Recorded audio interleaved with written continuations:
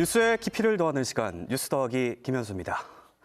대전시가 70살 이상 시민들의 시내버스 무임승차를 추진하면서 현재 65살 이상인 지하철 무임승차 기준 연령 상향 등 노인 나이 기준에 대한 논의도 불이 붙었다는 소식 어제 전해드렸죠. 뒤로 보이는 이 사진, 1960년대 회갑잔치 모습입니다. 당시만 해도 60살을 넘는 건 장수였고 동네 잔치를 열 정도로 집안에 경사하기도 했습니다. 실제로 1960년 우리나라의 평균 수명은 53살도 되지 못했습니다. 이후 경제가 급격히 성장하면서 국민들 살림이 나아졌고 의학도 발전하면서 평균 수명도 올라갔는데요. 1980년엔 65살, 2000년엔 76살, 2020년엔 84살 가까이 올라왔습니다.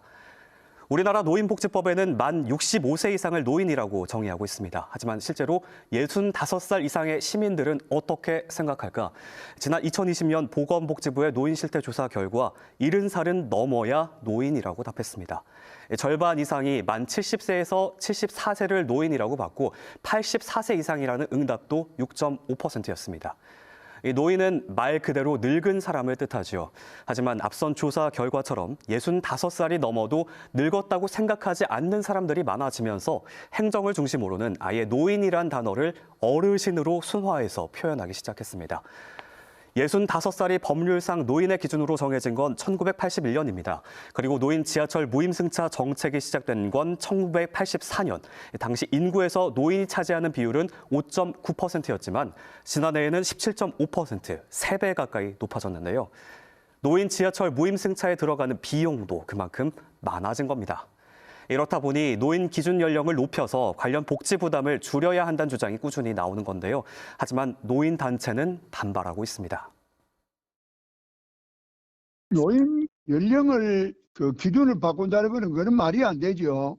세계가 지금 65세를 노인으로 하고 있는데 우리나라가 일단은 65세가 되면 직장에서 쫓겨나가지고 허리가 없이 쉬는 상황인데 그 사람을 완전히 어디 벼랑 끝에다가 떠다 미는 거잖아요. 지하철 무료로 하는 것도 1984년에 그때는 1인당 국민 소득이 2,340불 시대인데 지금은 35,000불 시대에 혜택을 더 주자 해야지.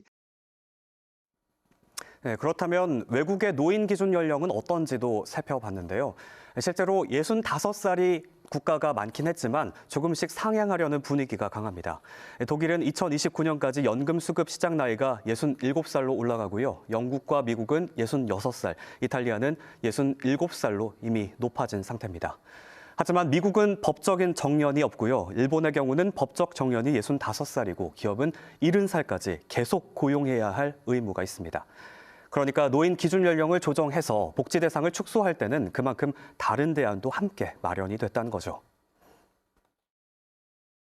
조금씩 올려야 된다고 생각해요. 그리고 일괄적으로 하지 말고 각 분야별로 맞춰서 해야 되고, 그리고 노인들이 소득 활동을 할 수 있는 정책 같은 것을 좀 치밀하게 정교시켜야 될 거예요. 또 우리나라의 노인 기준 연령은 각종 제도마다 다르다는 것도 문제인데요.